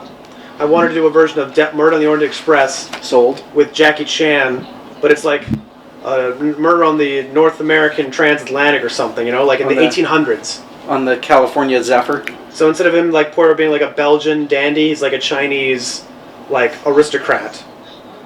I think it would be great. I bring that up because I don't think there are many great adaptations of Poirot novels as films, except for maybe my number 2 pick, Is this your number 2? Death on the Nile. I'm Really? shocked. Kenneth Branagh's Death on the Nile. I'm shocked. I Was- enjoyed it too, but I'm shocked it's number 2. Startlingly, / possibly number 1. yes, it could have been number 1. Fascinating. It could have been number 1. But his death. Here's the thing. This goes back to Godard, who said, "There are no characters, merely actors responding to direction." Death on the Nile is a movie that's all about performance, and it's a movie about characters, people who play parts in lives, they play roles, and how the roles that they play are merely a facade, but people become the parts that they play. And part of that is how people describe you as you are what other people say you are too. Relevant, regardless Alan, relevant. to our conversation, regardless of how you yourself may be. So even if you know if the ending's spoiled and everything, you know what happens, it's still worth watching? Oh, absolutely. First of all, they change things. They actually do change the book a little bit in terms of the murders that take place and the way the story ends. I think it was Red Letter, maybe? But yeah, Somebody ruined it for If me. you watched like a spoiler thing, I would still watch the movie. It's Okay. entertaining. The movie is so. Wonder Woman's in First it, of right? all, as yes, Gal Gadot Gal is. Gadot Is she in good? it. She's in the, yeah. Well, here's the thing. She's not, but it's part. That's part of why it's good. She's well cast. because she plays her character like a blank slate. Yeah. And part of that, what makes that great, is that everyone is talking about her after the fact about how she was or these things they did. And here's the thing: in the original book, the character's meant to be very bratty, very bitchy, and you're not meant to like her.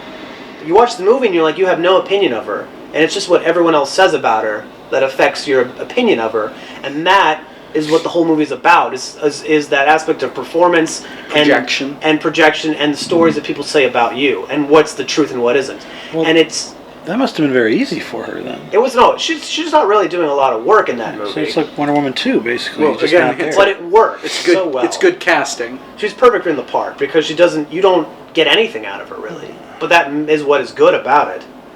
And everyone else is doing that kind of heavy lifting. And Kenneth Branagh, here's the thing, because I didn't like his Some Murder on the skilled Orient directing Express, but this movie is this is as good as direction can get for this kind of like a costume period film. It really was exceptional. He's a great director. I've decided he's an artist. I agree.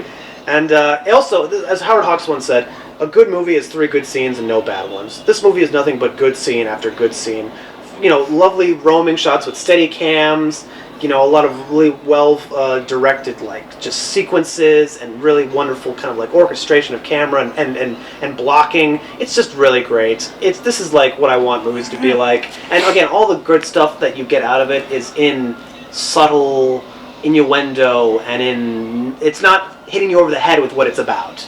It's giving you a story and then all this other stuff that you can take away from it just from thinking about what you just watched. That was much better than a trailer. Maybe they should switch up how they communicate. Like, that is not at all what I expected your answer to be for number 2. I see Gal Gadot in a trailer, and it kind of just. Let me tell you something right now. Glass Onion was not very good. That was a big disappointment for me. Was the second Knives Out Did you movie? expect to like it? I expected it to be as about the same as the first one. And I didn't love the first one, but I certainly liked it more than that one. Yeah. Death on the Nile was the murder mystery I wanted. There you go. I tried to watch Glass Onion twice, and both times I didn't make it past the pool in the beginning. Yeah, the best part of that movie is Dave Bautista to me. Because Dave Bautista is amazing. I really don't have anything nice to say about that movie, except, Dave Bautista. So we'll get to my number 1 if you want right now, or do you want to we can get to yours first? Well, would you want to see another Knives Out, though? I've said I'm gonna actually reiterate what everyone on Twitter was saying for like a week, which is what I want for Knives Out 3 is for it to be done with the cast with the Muppets. I want the Muppets Knives Out. Sure. That will get me interested again. Sold. That is what will get me invested. Because just another story like this, I'm like, I actually don't care anymore. A reinvention is what I want, and the Muppets are the ones to do it. You can still have Benoit Blanc as your main detective, but I want the murder to be just with the Muppets. I want Gonzo to be found. Jesus Christ, mutilated. Well, it's funny. It was quite a year for whodunits, because yes, the Glass Onion, Death on the Nile, See How They Run, which I never saw, but Confess Fletch. A lot of murder mysteries came out last year, and I haven't seen most of them, but I do want to see them. Do you actively try and solve it before you get there? No, I don't give a shit about that. It really doesn't. I find that the best ones understand that it's not about solving it. It's really just about... It's not about the end, it's about the journey. Kinda, yeah. No, I know what you mean. It's about what happens, what's exposed about the characters along the way. 20 minutes of this film. We gotta... So, have you seen Watcher? Have I seen The Watcher? I haven't not. Okay. I'm so glad I didn't indulge that movie in trying to solve it, because you get to the end and it's unsolved. In real life, everyone's trying to solve it, and nobody's got like any more reason to believe this than that. And I'm just like, okay, see, I would have got drawn into that, a complete waste of energy. It's like a movie that doesn't give you any real hints, right? I haven't seen it, so I wouldn't know. I mean, don't I don't know either. Don't you think it should be fair that, like a murder mystery, you have a fair chance of deducing it yourself? Yeah, absolutely. I mean, because you could make the killer anybody you want at the end, even if it's obscure, right? You'd be like, all this stuff, and it's like, no, it's this person's like, what the fuck? That's what that show is like. What always happens in murder mysteries, even the best ones, is that there's always some missing piece of information that you didn't know. Right, you couldn't have known that. And I would say that the Knives Out sequel has one of the most egregious examples of that. And they also you would be wasting your time. Being a little kind of wink, they tell you also, like, that's the structure of this thing. Right. But anyway, not to talk about a movie we don't. We're not here to talk about the movies that we didn't like in 2022. That would be too many. The number one movie, which we don't need to talk about extensively because we had it in the background for 2+ hours, is Everything Everywhere All at Once. I knew that would be his number 1. Potentially my new favorite film. Yeah. Alan is shaking his damn head. Alan, you haven't watched the movie. You can't comment yet. That's true. To be fair, I was watching. Honestly, I think he watched it more than I did the first 2 times. You're an odd bird. I think Sun Lux is actually a big element of the movie. So the perks missed out on a big piece of the experience. The perks of being everywhere all the time, right? The perks of being everywhere, Swiss Army Man all the time. The perks of being a Swiss Army Man all the time at once. Exactly. Isn't Daniel Radcliffe doing another movie like Swiss Army Man? He's always doing funky shit. He does like doing funky stuff, and which is great. I never saw Guns Akimbo. Guns Akimbo was a blast. Damn. It's a bad movie, he's Weird but Al. he's really fucking good in it. He did Weird Al. Weird Al, really fucking great. Funny, another little Everything All Where All at Once anecdote. They originally asked him to do the hot dog finger character, which he wanted to do, of course, but he was unavailable. It really is something that we can now say for certain. Now that Rupert Grint is in like 2 M. Night Shyamalan movies, Emma Watson has like the worst career out of those 3. I don't know, man. Yeah, no, she does. I'm not sure I agree with that. She's not in anything post Harry Potter. She's not really in many good things. She's going to be the mom in the next best incest film. She'll be the mom. She'll be in Murmur of the Heart 2. Return of Jafar. Emma Watson, Jenna Ortega. The Little Women remake was pretty spectacular. I wouldn't say spectacular. I would say it was pretty good. I thought it was pretty spectacular. Okay, all right. That's what you said about Joy Luck Club. I've never seen Joy Oh, Luck and I Club. like Joy Luck Club. Wait, what are you saying? The book. It's a good movie. Never seen it. That one was tough to get And through Joy in Luck school. Wedding is even better. That was a tough one. I remember my teacher goes, "You missed the point of the story, man." I was like, "The point of the story." The point. So All that happened here is you just put me into slavery with this. So I'd like to guess your favorite. okay, other if you favorite. want, I'll give you both of you like 2 guesses. Okay. I would think, based on the amount you've talked about how much you loved it, I would think it would have to be Banshees of Inisherin. No, that's an honorable mention. That's an honorable mention. Because I love the movies, like in terms of dialogue and characters, but like as a movie, it's pretty visually dull for most of it. It's honestly I think it's probably, even though like narratively he's only gotten better, I think I do prefer both 3 Billboards and In Bruges In Bruges. overall. But not Seven Psychopaths. No, 7 Psychopaths is actually his most like that's all right. Yeah, film. Okay. Let me try one more guess. You're not gonna guess it. I'm not going to guess it. Just tell me. No, but give me. I want to hear what you think would be something I'd like. Now I'm just going to look at other movies from the year. Because I was very confident it would be Banshees of Inisherin. I'm on womenshealthmagazine.com.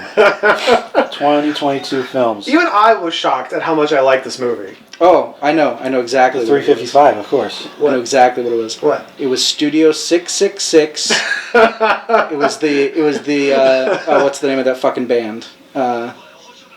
Help me. What's the name of the band? The Dave. The Dave Matthews Band? No, Dave Grohl's new band. The Foo Fighters. Foo Fighters. The Foo Fighters film, also featuring the talents of the incomparable Jenna Ortega. Oh no! The entire thing is compromised. But was so in it. Fabricio, I'm very. Oh, I could have one more guess. Yeah. Is it After Sun? No, it's not. I haven't seen that movie. Is it Jackass Forever? No. All right, I can't handle the suspense any longer. You got to tell me. Well, first we gotta restart. We gotta see if the movie will keep going. It's gonna seem like we lost a minute there, but that's fine. This is why the streaming option is not always ideal. Is there a reason that they can't Oh make my it God. like movie accurate a lot? HDCP. Well, look, It's fuck not it. We're not even gonna bother re-editing this. All right, do you want to just finish out ladies your, and gentlemen, the your movie number stopped 1? working. So we're gonna end this whenever we fucking feel like it now. Fair enough. We all know how Police Story 3 ends. We got to get your number 1 on record. So though. what? You don't want to know one more guess? Jackass Forever? Moonfall. No, not Moonfall. That'd be great though. Okay, so the best movie I saw, I saw this at home. Have I heard of it? Probably not. Yeah. But it was in theaters. And I did actually, we went to the theaters to AMC Rivers and I saw the post for it and I brought it up to you. Okay. Is it an American film?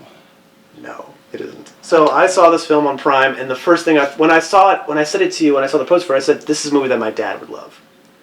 And then I saw it with him one day on Prime, I rented it, and we both watched it, and after like 30 minutes I thought, oh my god, I really like this movie. And then by the time it ended, I thought, the tears were coming down. I was like, what the hell is this? This was not what I expected from what I thought was going to be a very generic kind of film that I've seen 100 times over. Mrs. Harris Goes to Paris I'm shocked. was the most amazing thing I saw last year. I did not expect that at all. I saw that movie. You saw Mrs. Harris Goes to Paris? Kim watched it and I was in the also room. saw Mrs. Harris Goes to Paris, and it is not in my positive column. Guys, this doesn't leave the room. No, Mrs. Harris Goes to Paris was, I think, one of the most phenomenal films I've seen. Really? In 10 years. I would love to hear your thoughts on it. Did you like the dress? Love the dress. That dress. When I saw the dress, you know what I thought? I thought, I get it. Showstopper. I want that dress. Mrs. Harris wanted a dress. She sure did. And she went to Paris. And you know what she did when she went to Paris? She changed Paris. Paris didn't change her. She changed it. He's getting me into it. You know what I'm talking about? Get me into it. She goes there and she goes to this haute couture house. And they're like, who is this working class woman thinking she can just buy a dress from, I forget which house it is. But it's it's a real house. The French are never how you expect. And Isabelle Huppert is the woman at the front. Nobody? Okay. And they're never, and she's just like, I'm sorry, you cannot come in. This is, what is it? It's not Dolce Gabbana, it's Italian. What is it? Gucci or It's not Gucci, it's V? It's a Versace? It's a classic French house for haute couture. They're world famous. We all know them. If I said it now, Yeah. I'm going to look this up now, but Jean-Paul Gaultier. it's not Jean-Paul Louis Gaultier. Vuitton. I think it's Louis Vuitton. It is Louis Vuitton. It might be Louis Vuitton, yeah. Kim knows all this stuff. I was impressed. Yeah. Mrs. Harris Goes to Paris. Is it a Louis Vuitton dress? I think it might be Louis Vuitton. Dior. Dior. It's Dior. That's This the is Dior I This is use. Dior. This is Dior. You cannot just come in on the street. But you know what she says? I brought my money. I saved up my money to come here and get this dress. See? Yep. And then that she meets the first Frenchman, and he's inspired by her moxie, her chutzpah. He says, you know what? This woman's with me. Yep. She gets to get her dress. She goes in. She goes and she sees this beautiful. Here's this working class girl in the house of Dior. This would- from England. This would never work with me, and that's what I was talking about. But she sees a dress, and what happened? What happens? She wants that one dress, but that bitch, that other bitch, that French woman who looks down on this working class English woman says, I want that dress.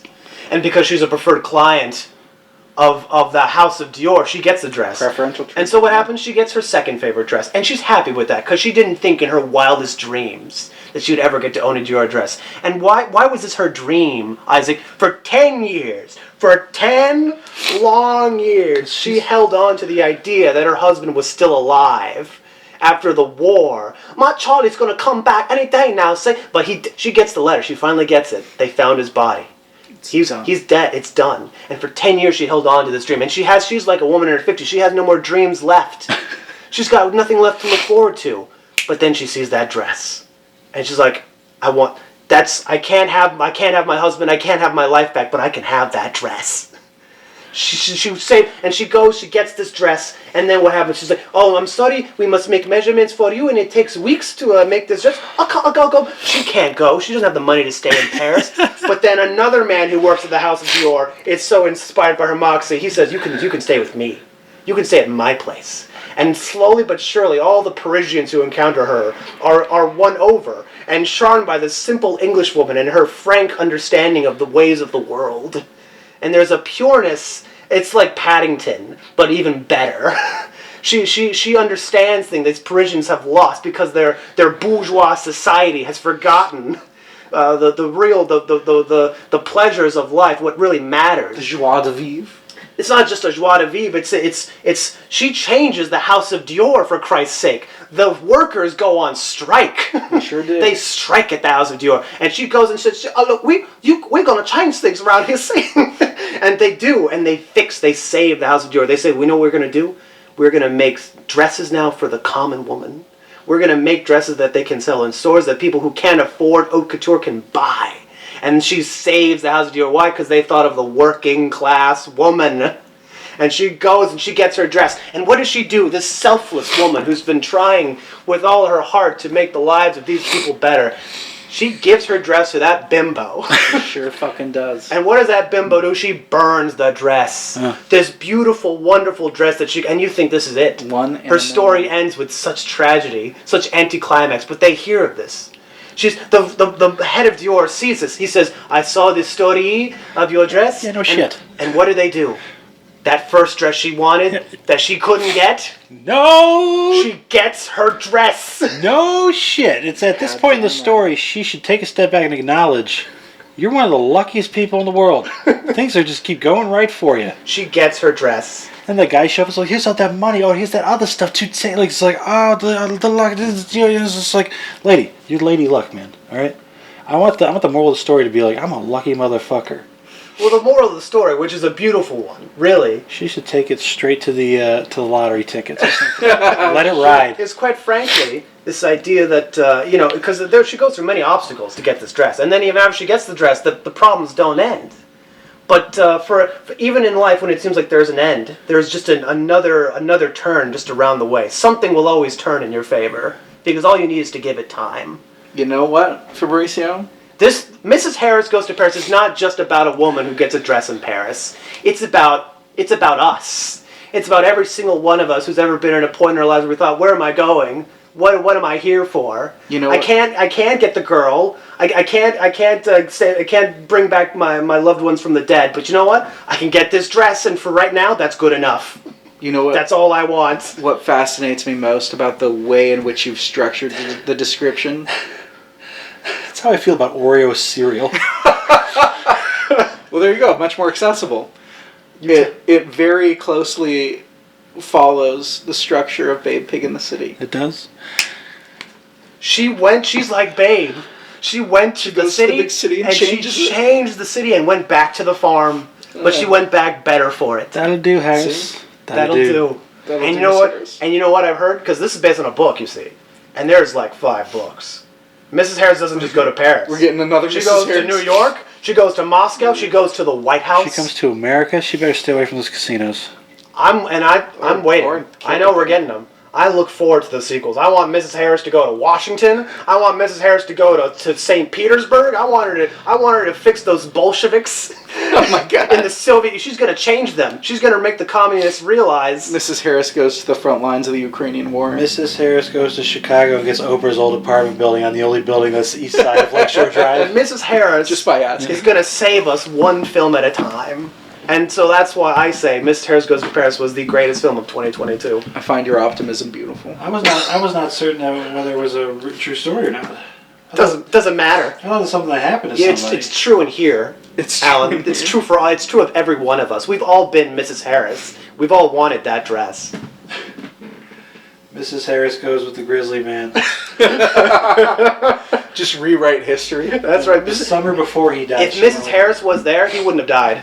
Exactly. If Mrs. Harris was on those planes, Mrs. Harris is on the Titanic. if Mrs. Harris was on that flight 92, Yeah. it would not have hit the Twin Towers. So I'm telling you right now. superhero She's the good Domino luck is charm. probably based off of this bitch. You know? Absolutely. Who? Domino, the From lady the luck in Deadpool film. Oh, absolutely. Oh, no, that's Mrs. Harris. Mrs. Harris could have stopped the juggernaut. She could have stopped coronavirus. Oh my God. She could have stopped. She would have gone to Wuhan. She goes to the Wuhan You lab. got to stop eating these bats, silly girl. You know, she would have changed their eating habits. She would have went right to the Beijing. She went right to the head of government and said, you know, you got to start treating your people better. You can't just keep locked up like this and just say, you know, she would have changed. And you know what? Mrs. Harris wore a mask. And Ding Shang Ping would won Oh my over. God. The real life Winnie the Pooh would have been won over. Real life Winnie the won over Pooh. by her charm. For those of you listening to this now, I say go home. You watch Mrs. Harris Goes to Paris, and then you call your mother. You call your wife, your husband, your children, your family. You let them know how much they mean to you. I think that's. I think that's. enjoyed Kim crying for like half an hour. I would have cried with her. I was like, I think that's as solid a note as we can end it on. she got her dress. She came back, cool beans, and Kim just lost. Total it. victory. Yeah. It registered. Looks like you took her late out. You should watch more Mrs. Harris movies as they come, as they're released, as they're rolled out. And remember, it's Mrs. Harris. Mrs. Harris. She's still married. Never gonna drop that marriage. Ladies and title. gentlemen, we can call it. We've Let's had wrap a it wonderful there. night. I want to thank you all for coming and joining us on this wonderful adventure. Wait a goddamn I'm holding. second. I want to thank our friend Alan Marshall for being here with us. I want to Really, thank. really stepped it up. So welcome. I want to thank Criterion for working for 90% of the movie. Really work out the kinks of that website. And I want to thank all the viewers at home who've stuck it out with us. This has been probably the most epic This is quite the double dose. Yeah. of background noise. Mom, all the drug references were jokes. Well, thank you and good night, everyone. We'll see you next time. I don't drink.